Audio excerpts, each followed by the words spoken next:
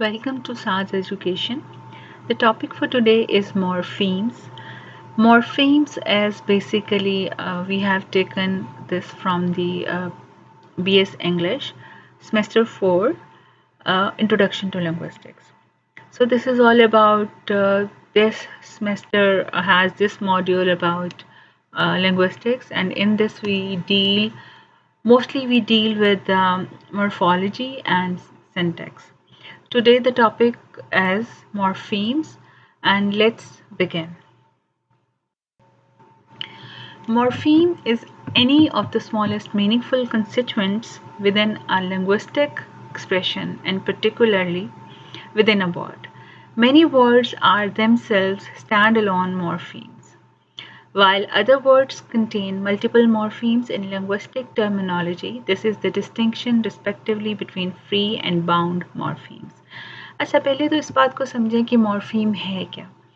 Morpheme क्या है? Smallest unit है जिसका मीनिंग है और वो एक मीनिंग कन्वे करता है, एक smallest unit of the word.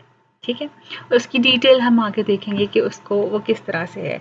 अच्छा, मॉर्फीम्स में हम डिफरेंट कैटेगरीज देखेंगे। हम फिर फ्री मॉर्फीम देखेंगे, बाउंड मॉर्फीम देखेंगे, फिर देखेंगे कि जिनको हम रूट वर्ड्स कहते हैं, स्टेम वर्ड्स कहते हैं, और फिर वो फर्दर हम उनको किस तरह से कैटेगराइज करते हैं।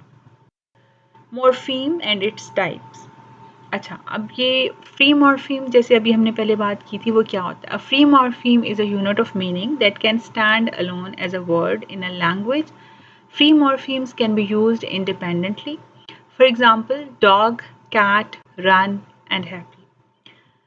Bound morpheme. A bound morpheme cannot stand alone as a word but must be attached to other morphemes to form a meaningful word.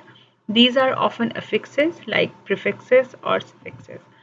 Examples of bound morphemes include S as in cats, un as in unhappy, and ly as in happily. अच्छा, अब यहाँ पे पहले मैं थोड़ा सा इसको clarify कर दूँ।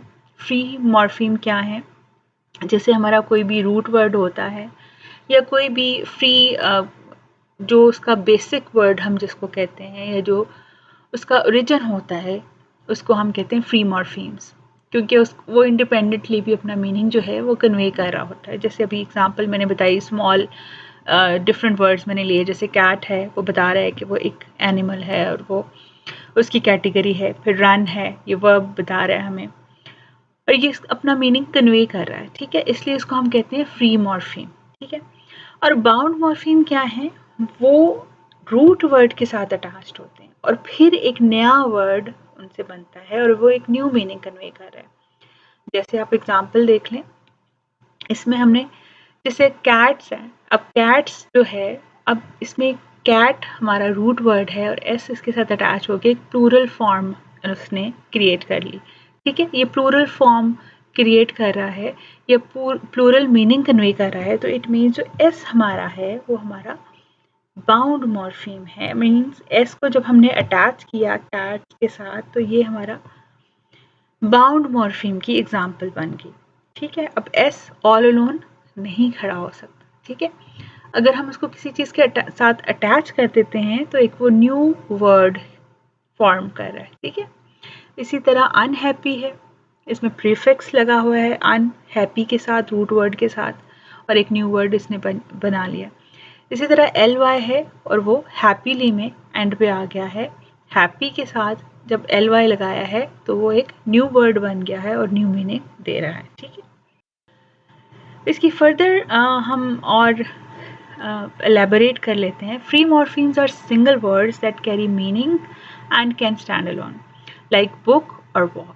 They are also known as base words, root words, or stem words. Free morphemes can be further divided into lexical and functional morphemes. अच्छा, अब देखें, हमारे पास फर्स्ट जो हमारी कैटेगरी थी वो फ्री मॉर्फीम्स थी और उनकी फिर फर्दर आगे हमने उसको कैटेगराइज कर दिया। ठीक है, वो किस तरह से? एक लेक्सिकल आ गया और एक हमारे पास एक उसका अनदर उसका अभी हमने पढ़ा है जो लेक्सिकल है और फिर दूसरा जो हमारा है वो फंक्शनल है। लेक्सिकल में क्या है? वो उसी तरह हमारा जो बेस वर्ड है, रूट वर्ड है, ठीक है। These words carry the main content of the sentence and include, अब ये कुछ भी हो सकता है, नाउन्स हो सकते हैं, वर्ब्स हो सकता है, एडजेक्टिव हो सकता है, एडवर्ब हो सकता है। एग्जाम्पल जैसे नाउन है बुक, टेबल, हाउस, ये हमारे लेक्सिकल या फ्री मॉर्फीम्स हैं, ठीक है, जो बेसिक या ओरिजिन है वर्ड का, ठीक है। इसी तरह वर्ब्स वॉक, रन, प्ले कुछ भी हो सकता है। फिर एग्जाम्पल हमने एडजेक्टिव्स में देखी, हैप्पी, सैड, टॉल। एडवर्ब्स हैं क्विकली, स्लोली, केयरफुली। अच्छा, फिर आगे देखिए फंक्शन वर्ड्स जो हैं, फंक्शनल मॉर्फीम्स, वो किस तरह से होते हैं। These words have a more grammatical और relational role and include articles, prepositions, pronouns, conjunctions and auxiliaries. अब ये ग्रामर में इनकी हमें ज़रूरत होती है, ये आगे जाके हम सिंटेक्स में पढ़ेंगे कि without them a sentence can not be corrected. Like अगर कुछ में हमें आर्टिकल्स की ज़रूरत होती है, कुछ में करेक्शन के लिए ग्रामर रूल के अकॉर्डिंग हमें प्रेपोजिशन की ज़रूरत होती है, कुछ में हमें कंजंक्शंस लगाने होते हैं, कुछ में हमने वर्ब यूज़ करना होता है।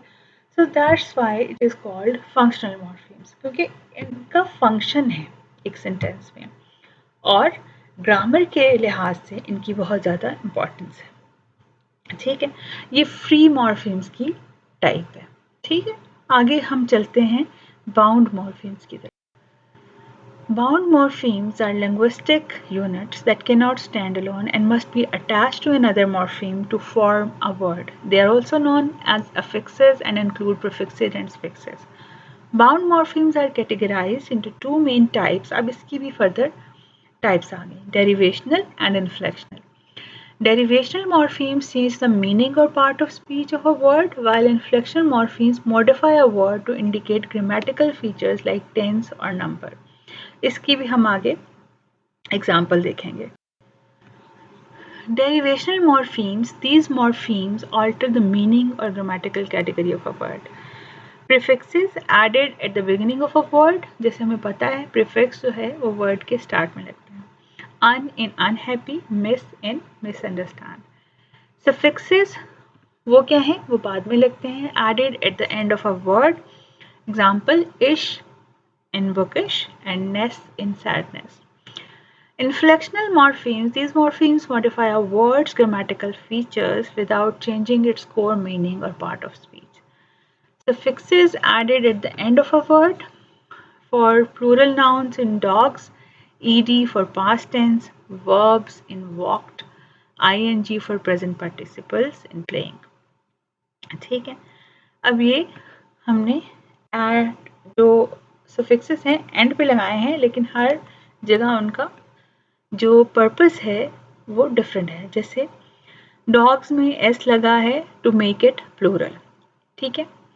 फिर अगर वॉक्ड के साथ हमने एंड पे ईडी लगाया है तो वो उसको वॉक का पास्ट टेंस बनाने के लिए हमने ईडी लगाया है, ठीक है। और प्ले के साथ आईएनजी लगा है तो वो प्रेजेंट पार्टिसिपल है। मतलब इनका जो पर्पस है हर जगह वो डिफरेंट है, ठीक है। Other bound morphemes like possessive apostrophe in boys or comparative superlative suffixes in bigger and biggest. यहाँ देखिए हमने s लगाया प्लूरल बनाने के लिए, apostrophe, अच्छा पहले हमने s लगाया था प्लूरल बनाने के लिए, बाद में हमने s लगाया है यहाँ पे possession को शो करने के लिए, boys, ठीक है, apostrophe लगा के s लगाया है, ठीक है। उसके बाद कंपैरिजन के लिए हमें कंपैरेटिव बनाने के लिए ई आर लगाया है और सुपरलेटिव के लिए हमने ई एस टी लगा दिया है। मतलब डिफरेंट इनका भी ग्रामेटिकल रोल है, ठीक है। Derivational and inflectional morphemes. Derivational morphemes create new word or change a word's part of speech, while inflectional morphemes modify existing word to indicate grammatical information like tense or number. जैसे पहले हमने पढ़ा उसकी further detail कर लें। Derivational, अन इन unhappy, जैसे पहले भी हमने डिस्कस किया है, changes the meaning of happy to its opposite. अब यहाँ पे मीनिंग चेंज हो गया अन लगाने के साथ। Ness in happiness changes to the adjective happy to a noun, ठीक है। अब हैप्पी जो था उसको उसने नाउन में चेंज कर दिया। Happiness changes the adjective happy to a noun, ठीक है। ly is slowly changes the adjective slow to an adverb। देखिए अब इसमें ग्रामेटिकल रोल जो है चेंज हो रहा है डिफरेंट वर्ड्स के डिफरेंट फॉर्म्स के साथ। इन्फ्लेक्शनल में क्या हुआ, उसका मीनिंग भी चेंज नहीं हुआ, बट उसका जो है जैसे पहले डॉग था तो उसको हमने प्लूरल बनाने के लिए एस लगाया तो प्लूरल नंबर हो गया, ठीक है। फिर वॉक, अब पहले हमने बताया कि जैसे वॉक्ड है तो पास्ट टेंस में चेंज हो गया, आईएनजी लगाने से प्रेजेंट पार्टिसिपल बन गया, तो ये ग्रामेटिकल रोल है इन्फ्लेक्शनल में, ठीक है। बट मीनिंग मोर और लेस वही रहता है। अच्छा, अब देखिए मॉर्फेमिक एनालिसिस। मॉर्फेमिक एनालिसिस क्या होता है? Morphemic analysis in linguistics involves breaking down words into their smallest meaningful units called morphemes. This analysis helps understand how words are formed, their meaning, and their relationships with other words. Morpheme, the smallest unit of language that carries meaning or grammatical function. It can be whole word, dog, or the part of a word, ing in running out। जैसे वही morpheme जो है उसमें कुछ भी हम कोई भी स्मॉलेस्ट यूनिट्स ले सकते हैं और फिर उसमें फर्दर हम उसकी डिटेल, जैसे हम पहले डिस्कस कर चुके हैं, फ्री मॉर्फीम हमने डिस्कस किया, फिर हमने बाउंड मॉर्फीम डिस्कस किया, फिर हमने उनकी फर्दर ब्रांचेस डिस्कस की, फिर उनकी डिटेल भी हमने पहले डिस्कस की। फिर इसी तरह मॉर्फोलॉजिकल एनालिसिस क्या होता है? Morphemic analysis भी वही है, the process of identifying, analyzing morpheme within a word to understand its structure and meaning। और morphological analysis उसकी broader term है, encompassing the study of word formation and structure including morphemic analysis। Understand the meaning of each morpheme, ये वही चीज़ें जो हम पहले भी डिस्कस कर चुके हैं। Linguistic analysis क्या होता है? Morphemic analysis is a fundamental tool in linguistics for understanding word structure and language formation। The word unbreakable can be analyzed as, अब इसको हम break कर लें, un जो meaning हमें दे रहा है, not, break root word है, meaning क्या है? To cause, to separate। able अभी suffix लगाया है, capable of being। Therefore unbreakable means not capable of being broken। अब इसी तरह मॉर्फोलॉजिकल एनालिसिस की आप देखें डिफरेंट एग्जाम्पल। इन्फ्लेक्शन में क्या है?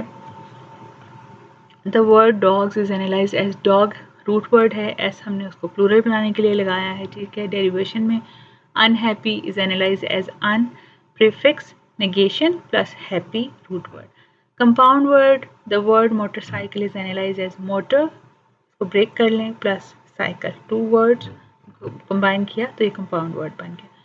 इसी तरह different families like word families जो हैं, like walk, walker and walking shows how the same root word can be use in different veg.